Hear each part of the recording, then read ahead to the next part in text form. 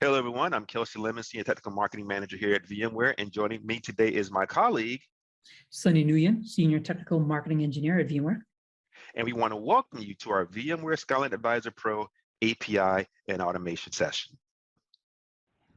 So here's our agenda for today. We're going to define what an API is, outline its advantages, and show how to access the Insights API in Skyline Advisor Pro, and end with some common use cases on how you can leverage the tool. So let's dive right in and define what an API is and what it does. Chances are that you know that API stands for Application Programming Interface. However, unless you are one of the relatively few people who has worked hands-on developing APIs, it's likely that you don't know what an API is. In a nutshell, an API is both a piece of software running on a network server and a component of programming code. APIs provide a secure and standardized way for applications to work with each other, and they automate the retrieval and even the updating of information without the need to go into a graphical user interface, otherwise known as a GUI. For example, your company may have a monitoring tool or process that reports potential environment vulnerabilities and even tracks their recommended fixes. And it may be your job to manually search and prioritize these potential issues and then send this data into a ticketing system like Jira, ServiceNow, or even PagerDuty so that your entire team can be aware of what's being remediated. While something like this may not be an issue with a small environment that may have a dozen or so items to manually enter, think about the productivity sink you'd have if you had a few hundred of them on a full-blown production environment that is operating at scale. With an API, you can eliminate the manual intervention on your part and send this data directly to these systems. And that's when the advantages of the API start to become clear. So let's go ahead and talk about that. As you can already imagine, APIs can help increase productivity. The scenario that I just described could be developed as an application, but if that data is already exposed as an API, you wouldn't have to build a new tool from the ground up, thereby saving you valuable development time and enabling your company to realize its business goals faster. And speaking of the productivity benefits that an API provide by way of helping to automate common tasks, there's a monetary component tied to it as well. APIs can save you money. Since APIs significantly reduce the development effort, using them to create an application is an effective way in terms of reducing costs. With APIs, developers can fetch most of the data they need to integrate with other systems without the need to start from scratch. Instead of spending their precious resources and time on reinventing the wheel, they can use cost-effective APIs from third-party providers like VMware. And according to one survey, developing and deploying an app, once you've factored in time for prototyping, going into beta, and ultimately delivering and maintaining the app, the cost can range anywhere from $20,000 to $140,000. Last but not least, APIs and the automation that they drive can improve connectivity, collaboration, and communication within a business. Since API's core functionality is connectivity, they enable different systems, applications, and platforms to connect and share data with one another and perform various types of functions, which is essential in today's world where it's estimated that an average company runs about 464 custom applications. Without APIs, all of these tools and the benefits that they provide would be siloed, which reduces their impact on your business's bottom line. And the net of these advantages is that APIs and automation help drive innovation. Through APIs, businesses can introduce cutting-edge technologies with fewer resources, adapt to requirements faster, like meeting SLAs, and even introduce new ways to grow their business. Now let's talk about APIs and automation in context of Skyline Advisor Pro. Customers like you have said that they want to do more than just view Skyline's findings and recommendations. They want something that allows them to take action on them. So we've provided this ability with our Insights API. With it, you can take Skyline's finding data and extract it via the API tool into the tooling of your choice to automate whatever you want. For example, you want to create a ticket out of a finding? No problem. You want to use configuration automation tools? Go ahead and code away. You want to send all of your findings to Slack? Done.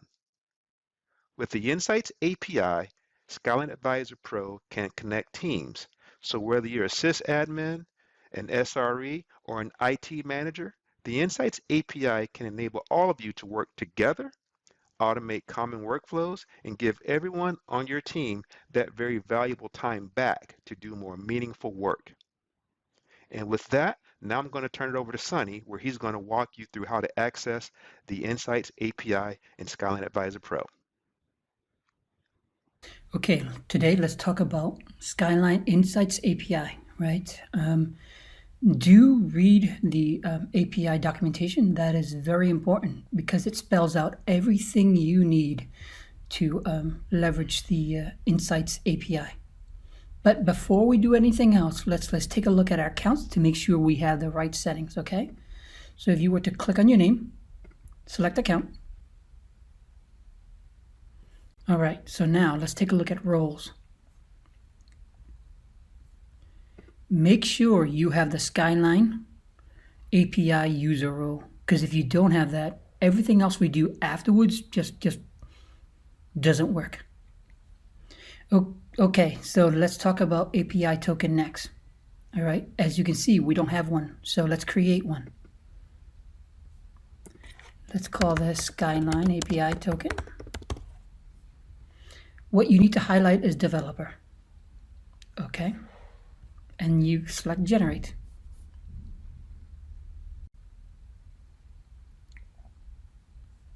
Make sure you save this off. Okay, copy that, put it somewhere, just save it off. If you don't, unfortunately, it will not show up again. All right, so save that off. That is your API token to get into the environment. What's next? So the way it works is your API token is a alphanumeric that sticks with you for 6 months. It never changes.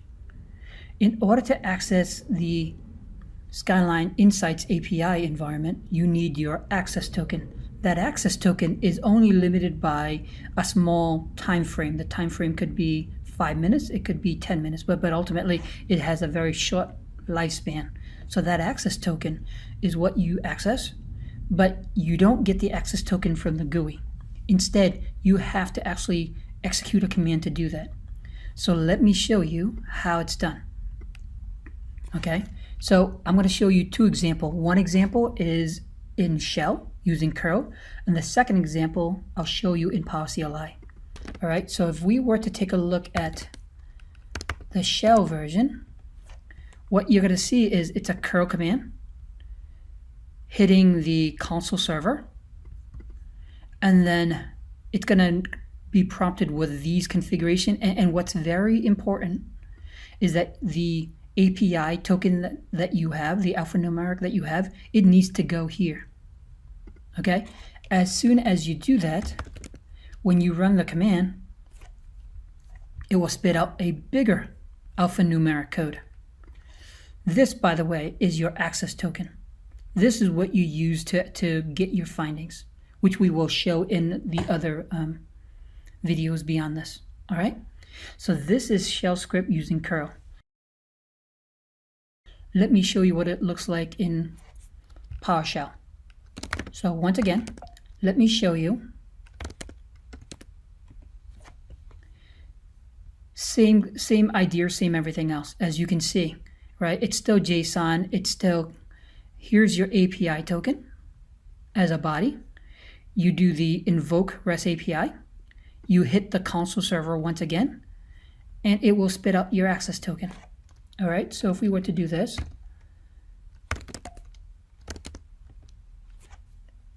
there, that's your access token. We use that and then we incorporate it into other places. Stay tuned, there will be more videos on how to leverage this. So earlier on, we talked about the API user role.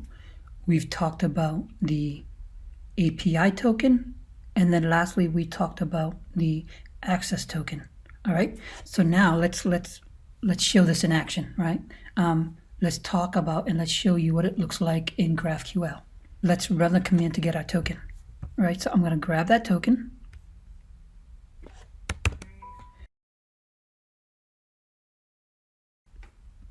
Right. So this is GraphQL. Here's what you need to do. If you were to just try to run this, it's going to fail. It's going to fail miserably. Right. So what you need to do here is you need to put a header in. In the header, it has to have this.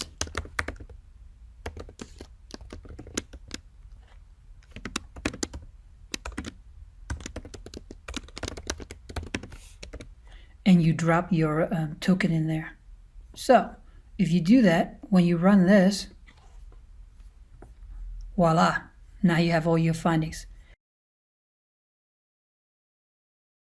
So far, I've shown you many examples of how to set up your account, how to access and how to test the environment. But in reality, I've yet to show you how to do it via command line, right? So more or less from beginning to end. So here's the opportunity to do that. This time around, very similar to what we did with the token, I'm going to show you an example using shell scripting, and then I'll show you using Power CLI. The hope is that you're either in one camp or the other, and you can still leverage the APIs, okay? With that, let's start. So first things first, let's take a look, shall we? This time. All right. As you recall earlier on, here's your API token. You need to plug yours in. This is the console, which is going to get your token. And this is where you get your data. In the past, I have not shown you this because all I've shown was the GraphQL. Now you get to see the whole thing. All right. So this section, as you saw earlier, this is how to get the token, right? And here's the curl command to get everything else. As you recall from the GraphQL presentation, here is the section that is needed in order to get the data. Okay, we could add a lot more in here, but for this example, that's all I want to show you. All right. So if we were to run this, as you can see, here's the output. It looks very similar to what you saw from GraphQL. I've set it up so that way there's 5 findings, right? And then if you read through this in your environment, you will see some of the variables, some of the settings that you have. Okay, let's show what it looks like in Power CLI. Okay, so first things first, let's take a look at the code. If you recall this section over here, this has to do with getting your access token. Here's your API token, right? Here's the console access to get in. Here is invoke REST method. That's a PowerShell thing. Similar to the shell scripting, the same data port is still the same, right? And then what I haven't shown you is there's a JSON file. And then what I'm going to do just here, just as an example, is just to write out the output and then put it into an FL format. All right. So here's the JSON. And as you can see from the original script, the shell scripting, it has a very similar format. All right. So if we do that,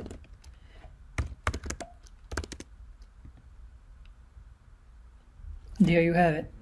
Here's the finding, and if you read, it'll tell you the name, it'll tell you the base, it'll tell you a lot of stuff, and all you have to do is you have to start traversing the structure to find out everything. Okay. Now let's take a look at how Skyline Advisor Pro's Insights API can help your business increase productivity, save money, and connect teams. APIs and automations can help you manage your environments at scale and save you a lot of time. Often Skyline will provide a recommendation that can address potential issues that could impact as many as 30 objects at once. And trying to address them individually wouldn't be a productive use of time. And here's a very interesting statistic. 60% of availability and performance errors are caused by misconfigurations. Automation through scripting could reduce that number significantly. So let's jump into Skyline and see this workflow in action. As you can see, Skyline has given me 107 recommendations with different levels of severity. Earlier, you heard me say that 60% of availability and performance errors are often caused by misconfigurations. And interestingly enough, one of Skyline's most reported environment findings relate to how NTP is configured. So let me do a search, and lo and behold, I see that my environment is reporting this issue as well.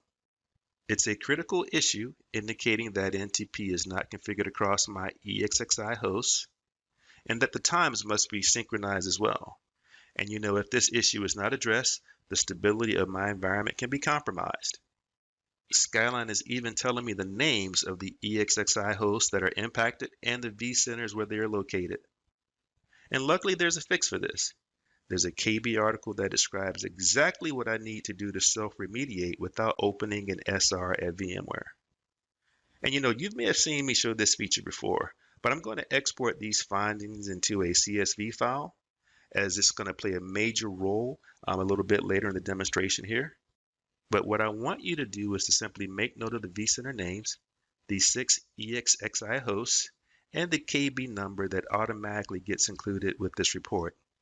So I'm working from home today, so I'm going to remotely log into my vSphere client. I can see the vCenter and the 6 EXXI hosts where Skyline has detected the potential issue. And as you can see, NTP isn't configured and the time is set to manual for all of them. I've copied over the CSV file that I've exported from Skyline so that it resides locally. This particular machine only has Notepad installed, which is why the file looks different, but the data is exactly the same. So now the fun part, here's a script that I'm going to use, and I can't take credit for it. It was written by one of our many heroes here at VMware, Sunny Gwynn. And as you can see, it's just a few lines of code. Basically, the script has set variables for the vCenter name, the EXXI host, and the KB article that it will pull from that CSV file that I exported earlier. It will then assign an IP address to the NTP servers, start the service, and set the time. And since the CSV file has 6 objects, it's going to do this 6 times. So now I'm just simply going to run the script. I can minimize this and focus on higher priorities if I want it, but I'm going to keep it open so that you can see what's happening in the background. Now that the script has been completed, I can see that my issue has been resolved. I'm going to click on a couple of the hosts here so that you can see that the service is indeed configured and installed and running, and the time has been set appropriately. And now to confirm, I'm going to go back over to Skyline, and I can see that my issues have dropped. I've gone from 107 to 106 issues. And now I'm just going to do a search for NTP, and I can see that it's been removed as a potential issue from the service as well. And as I mentioned before, APIs and automation can save money. Now I'm going to turn it over to Sunny, where he's going to demonstrate how you can use the Insights API to automate the deletion of too many snapshots, remediate VM configurations, and remediate upgrade recommendations. Okay, so this is the installment of our Skyline Pro Insight API. Earlier on, we've talked about getting the findings, right? Now, let's talk about, okay, we've got all that information. Let's actually do something about it, and let's remediate the situation, okay? So in other videos that we've done, we normally talk about what Skyline recommends. One piece is the configuration piece. The second is the upgrade piece. All right, so right now, today, what we're going to do is we're going to show you 3 different fixes, right? One of them is going to be VM-based fix, which is a configuration fix. The other one is a vCenter fix and an ESX fix. Okay, so let's go through it. As you can see for this example, we've got this vCenter, this ESX, and this VM. For this particular VM, what you're going to see is it has too many snapshots. Okay, if we were to take a look at, this is what it'll be, which is here is the KB number and title. Here's the host, here's the VM, and once again, here's the KB that's associated to it, okay? So now if we take a look at the code, all it is connecting into the vCenter, get that VM, delete the snapshots, and then close out. All right? So I don't normally do just one code, so I do the whole entire thing. So what I've done was this. So let's take a look at this in action. And we are talking about that one, right? So as you can see, that's the VM. If we were to click that, so as you can see, it finishes. Look at the bottom. See that? Now we take a look at the VM. There you have it. All the snapshots are gone.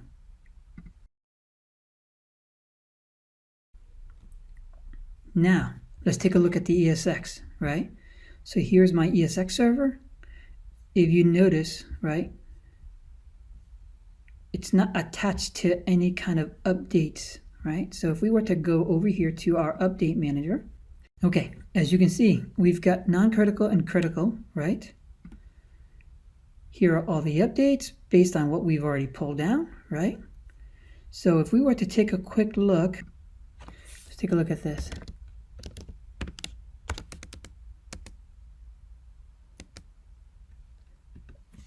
What we're going to see is this is a recommendation of the ESX upgrade. Here's my vCenter. Here is my ESX. And here is the KB article that's tied to it, right? If we were to take a look at the ESX upgrade code, it is fairly straightforward. What it's going to do is it's going to get the patch set. From that patch set, it's going to create a whole new baseline, including that patch set. And then it's going to attach the baseline to the ESX and it's going to scan it in the inventory. What you're noticing is that it doesn't do the actual upgrade. And the point of the matter is we can set up everything for the customer, or the customer can set everything up, and then it's up to them to do the actual remediation based on change windows. Okay, so if we were to take a look now, let me get to here.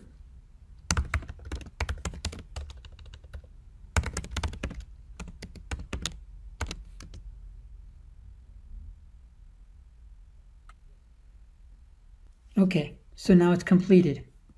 So if we take a look, we go back, there's the new baseline. Okay, that's the new upgrade that we were talking about earlier on. If we highlight this, it will also explain what was added to it, which is the actual baseline itself. So what I've done is I've actually named the baseline to match the ESX upgrade. All right, so now if we were to take a quick look at our host and cluster, take a look at our host, take a look at the upgrade, you'll notice that for that particular ESX server, we added the baseline in there. So now the only thing you need to do is put this into maintenance mode, and then of course remediate. Okay, now let's talk about vCenter upgrade. As you can see, this is running vCenter 6.7.1.10,000. This is like the first iterations of 6.7. Down along the way, you're going to be asked to update, right? So if we were to take a look,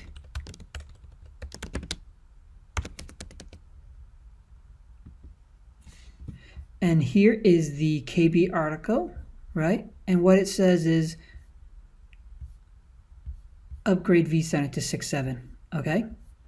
And then it's going to say the same thing as you saw the last time. Here's the vCenter. You need to update the vCenter. And then here's the article that's tied to it, right? Here's the vCenter upgrade. There is no nice way of doing it through REST API. There's no nice way of doing it through PowerShell, so you have to do it through plink. Okay, the trick is to do a mount and to do the install. We can do this online by having it download, but it ultimately could take a lot longer than you want to. So the recommendation from myself is download the ISO and mount it to your machine. If you do that, the installation will be much faster. So here, let's take a quick look.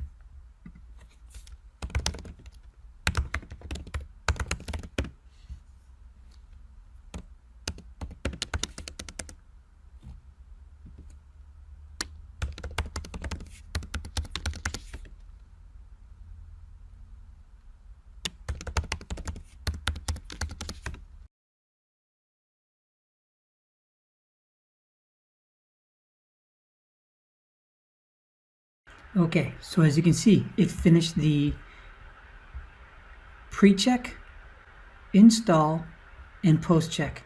If you take a look now, you notice that the number has changed from 10,000 to 50,000.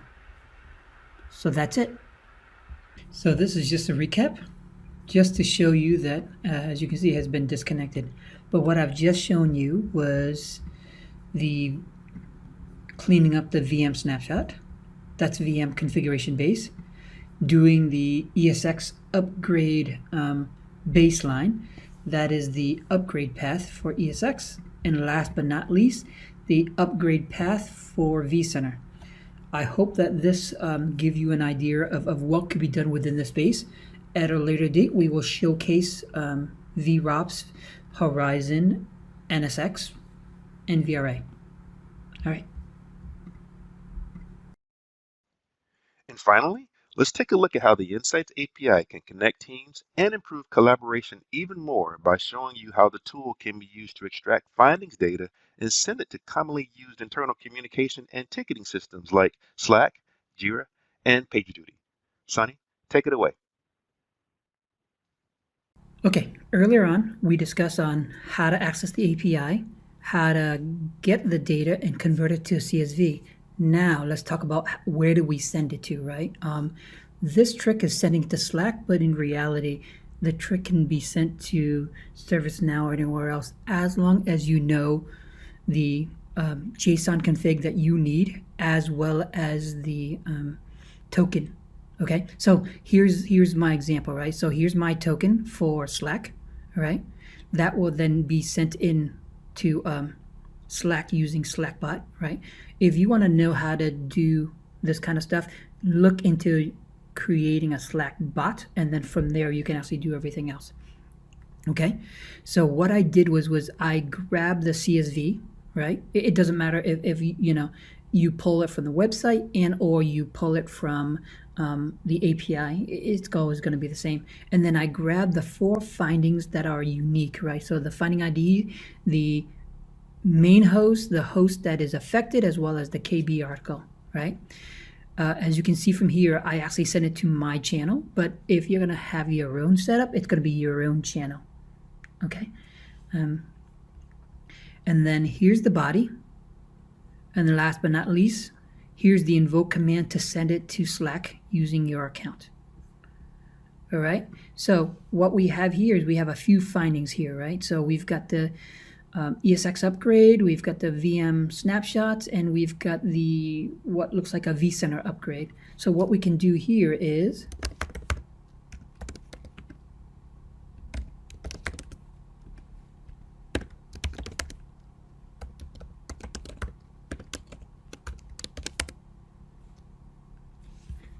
so before we start, let me do this first, right? Let me put that space in there, right? So now if we send it here,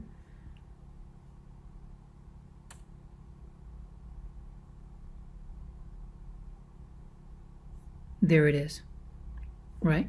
We can do this again. This time we can use another finding. Here's the second finding. Being that it's the same, I can do this as well. Continue. And then let's send a third one.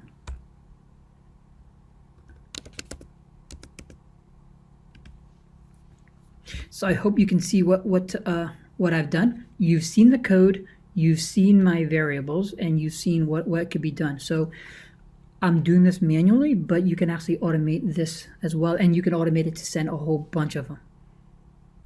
All right, y'all. I've already shown you how to send data, or at least the findings, over to Slack. Now let me show you how to send it to Jira, okay? Like before, I'm grabbing the 4 identities or entries that is important to me, right? The finding, the source host, the actual host itself, and the KB article. So from here, what I'm going to do is I'm going to hit my Jira, right? Your Jira host may be different, but this portion will be the same. Likewise, for the data portion, it's mostly the same. Talk to your Jira admins to identify yours, right? So it's mostly field, project, and within the project, the key is usually the category or the, the sections that you normally put your tickets through, right? There's a summary section, there's a description section, and then last but not least, the issue type section, right? Now, if you were to try to get data from Jira, you're going to find out that there's going to be hundreds and hundreds of custom fields. You can go pretty wild and crazy in that space. Here's just an example of just the bare minimum to send it in. Okay, so here what you're going to see is the same exact code. So what I'm going to do is I'm going to do a, my code, and I'm going to send it to Jira, and I'm going to use this particular finding. All right. And there you have it. As you can see, the ID is right there, right? Here is the ticket number, 9196. So if we were to take a look now, the last one that I scanned was 9195. So if I do a refresh now, you'll find that there is a 9196, and here's my information. This particular finding ID, here's the server, the vCenter, here's the host, and here's the KB article. All right, let's talk about PagerDuty, right? Chances are, if you're looking at my video, it means that, your company is running PagerDuty. But for this example, I just want to show you that there's nothing here, right? So here's my code. Very similar to Jira, very similar to Slack. It comes down to is what you want to send in, right? So I'm going to send in these 4 variables that you've seen already, right? Likewise, here is the API location. This is for everybody, that there's no change. The slight difference, of course, is my particular variables. For example, the ID that I need to send it in, the token that I need for my specific account, right? I just put my email address in there just to match everything else. And last but not least, the findings, right? So if we were to take a look now, what I'm going to do is I'm going to use my script. I'm going to send it to PagerDuty, and I'm going to hit this particular finding, okay?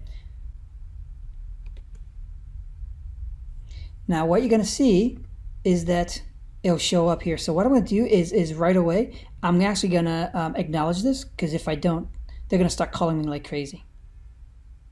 But too late. They started calling me already. Anyway, so what you're going to see here is, for this example, is I actually put it right into the title itself, right? So here's the name. Here's the main server, which is the NSX manager. Here's the NSX itself, and then there's the doc. So if you were to edit this, you're going to see the whole entire PDF or KB article that fixes the problem. Okay? So there you have it. Setting it to PagerDuty.